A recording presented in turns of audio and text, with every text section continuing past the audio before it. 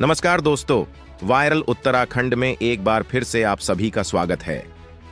उत्तराखंड के टिहरी बांध की भागीरथी झील में अंडा आमलेट परोसने पर मां गंगा और राजा भागीरथ की आस्था से खिलवाड़ का आरोप लगाते हुए जमकर हंगामा हुआ।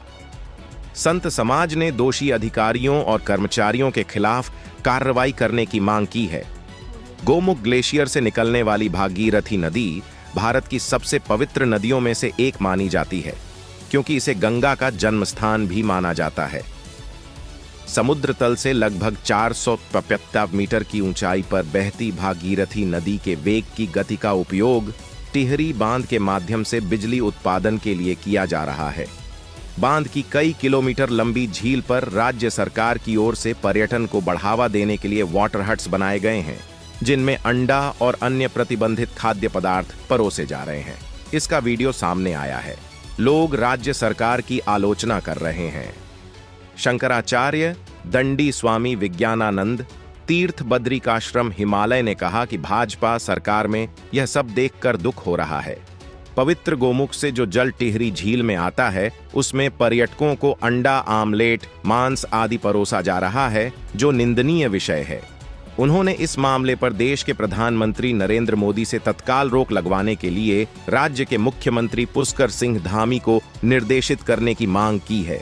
वहीं स्वामीनारायण आश्रम के व्यवस्थापक सुनील भगत महाराज ने कहा कि देवभूमि उत्तराखंड में इस तरह का कृत्य मां गंगा की गोद में हो रहा है, जो सनातन संस्कृति के लिए गलत है। सरकार को इस पर तत्काल कार्रवाई करने के साथ जिम्मेदार व्यक्तियों पर भी कार्रवाई करनी चाहिए। स्वामी दामोदराचार्य ने कहा कि जो लोग देवभूमि उत्तराखंड में आकर यहाँ की धार्मिक भावनाओं को ठेस पहुंचाने और मां गंगा को दूषित करने का कार्य कर रहे हैं, ऐसे लोगों को मां गंगा तत्काल नष्ट कर दें। उन्होंने भाजपा सरकार और मुख्यमंत्री पुष्कर सिंह धामी से मांग की है कि ऐसे लोगों के खिलाफ कठोर कार्रवाई की जाए।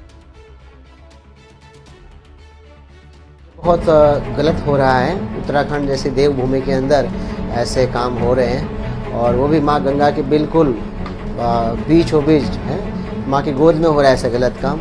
इसका हमें बहुत खेद है कि उत्तराखंड के अंदर ऐसे काम हो रहे हैं। तो सरकार को इसके ऊपर सख्ती करनी चाहिए और ऐसे लोगों के ऊपर एक्शन भी लेने चाहिए, क्योंकि जब तक कुछ दबाव नहीं डालेंगे तब तक ऐसे कार्य होते रहेंगे। पहले जैसे गंगा किनारे वो कैंपिंग लगते थे, उसके अंदर भी ऐसे कई गलत काम होते थे, मगर सरकार ने और सुप्रीम कोर्ट ने और हमारे सरकार जो भी सेंट्रल में है, उन्होंने इसका बेड़ा उठाया और जो भी कैंपिंग चल रही थी, जो गलत काम हुए, उनको हटाया वहाँ से। तो इस तरह से ऐसे ये कार्य के अंदर भी कुछ मजबूत पगला लेना चाहिए सरकार को।